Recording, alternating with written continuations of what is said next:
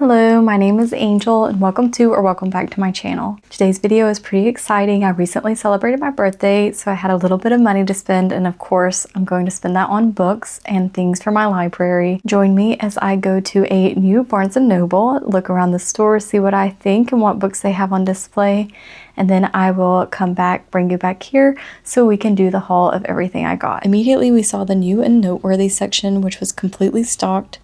All these beautiful editions. They also had a horror display, and of course my loves, Dracula and Frankenstein.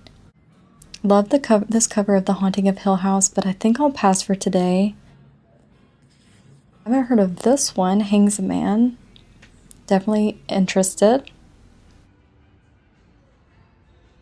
The fantasy section is beautiful. So many lovely covers that I haven't seen before. Here it is, the book I was hoping to find today, The Isle in the Silver Sea, and it is stunning. I had to enlist the help of my videographer here for me to look at books. This is a Tolkien book.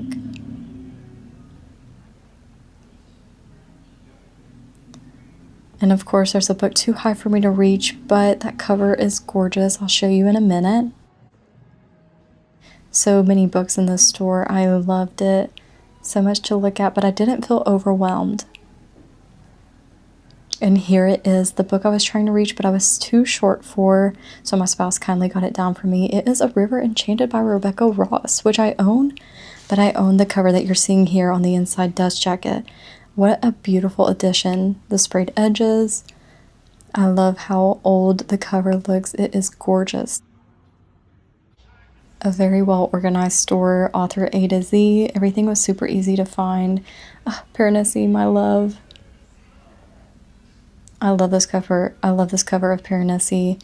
I have the black hardcover, but every time I see this blue paperback, I want to grab it. Maybe one day I will.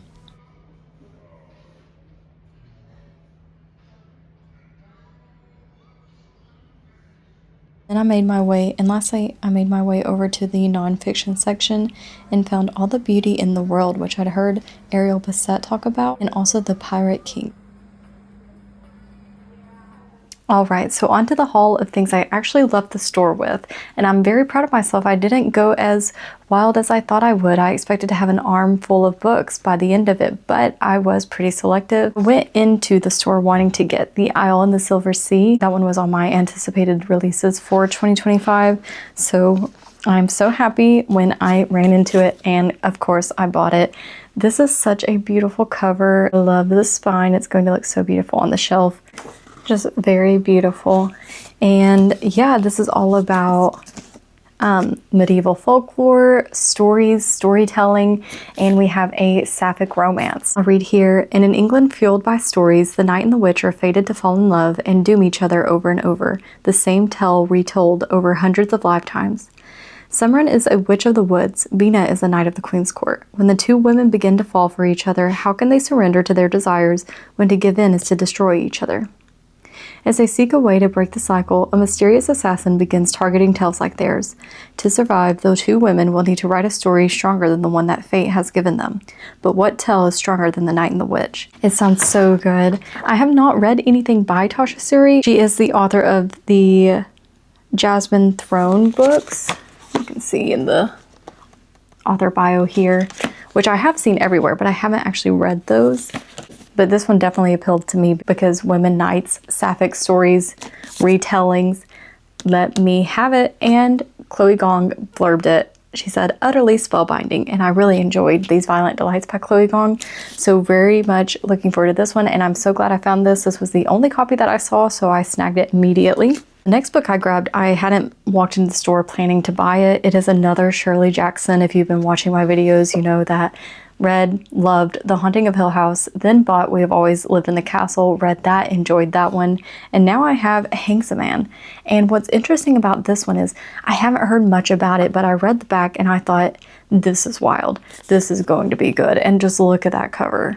This is a Penguin Classics edition, so nothing fancy, but I love the cover that they picked for this. And I will read the summary and then a chilling part at the end here. So it says, 17-year-old Natalie Waite longs to escape home for college.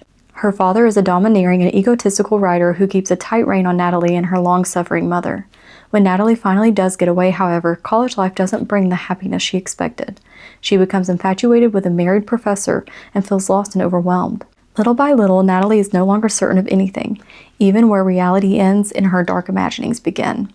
Now onto this part, which I literally did not notice this part. Mabel's in the floor. Did not notice this part until I had already bought the book and I was sitting in the car just going back over it, telling my spouse about it. And it says here, chilling and suspenseful, Hangsaman is loosely based on the real-life disappearance of a Bennington College sophomore in 1946. Excuse me? So I cannot wait to get to another Shirley Jackson. I have really enjoyed this experience. I started my first work I ever read by Shirley Jackson, and this is likely the case for most readers, was The Lottery, and that was back in middle school. And I really enjoyed the story. I definitely thought it was creepy and eerie then, but as I've reread it over the years, and for a while I was a tutor as I taught my students that story, it definitely just, it seeps into you. It's creepy, and it's a great indicator of the stories that Jackson went on to write. I'm really enjoying her novels though. Like, they're amazing. I really love The Haunting of Hill House and We Have Always Lived in the Castle, and I definitely could not have predicted this for myself in 2025. So I cannot wait to get to this. I am buying one book at a time. Very proud of myself for that, instead of just going out and buying every single book that she's written. That's good. Buy it, read it, then pick up another. So at least I've grown and matured in that way.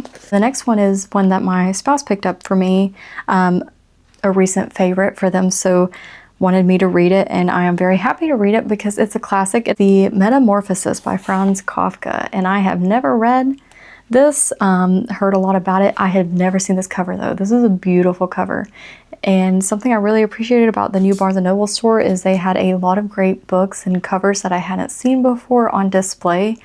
I love that so much. You are getting people to read books that they typically wouldn't just by having them on display there. So really love that about the store. And I love this cover. This is so beautiful. This is, it says here, Kafka's classic 1915 novella of unexplained horror and nightmarish transformation. It remains a century later one of the most widely read works of fiction in the world. It is the story of traveling salesman Gregor Samsa, who wakes one morning to find himself transformed into some sort of monstrous insect. It says that this work inspired Orwell, Love, Ray Bradbury. And this one is translated by Susan Bernofsky. Really looking forward to it. Heard so much about it, heard great things about it. Now it's finally time that I get to it. Also went to World Market and Michael's to get some holiday decor, and I did pick up a few things for the library that I wanted to show you. I could not pass up this adorable little North Pole books. It is a wooden village house, and it is adorable. It's going to light up so beautifully and look so great on the shelf. We have a little Christmas tree, the wreath. There is a little stand outside like normal, like a lot of bookstores, and it says book reading tonight, the night before Christmas. You've got books in the window. I love the color that it's primarily red because I do stick to mostly traditional colors. And the last thing I grabbed from World Market is this adorable Christmas candle. It looks so vintage, and I love the glass, the gold up top. It smells good. It's Christmas Eve, frosted evergreen pine and spiced balsam, how do you say that? Glitter with red berry and smooth woods. Though I mainly smell the berry, which I love because I love vampire blood for Halloween, and that one is very berry forward, so I can't wait to put this on my candle warmer. It is going to look so beautiful.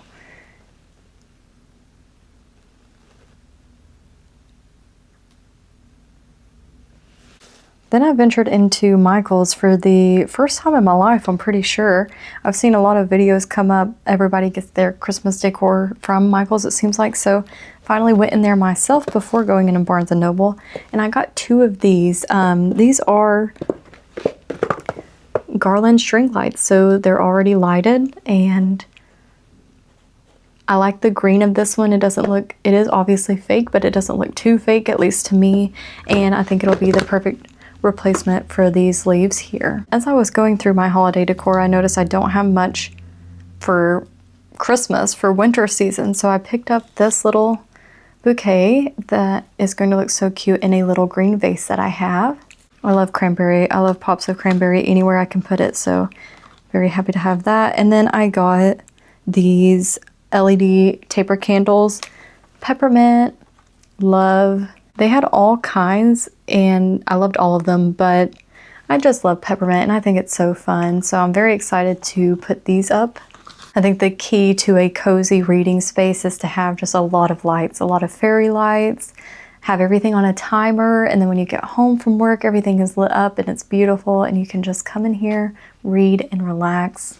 Thank you so much for joining me on my little outing, seeing some of the things I got myself for my birthday. I am very grateful for everything. I'm grateful for another year, and I cannot wait to get to these books.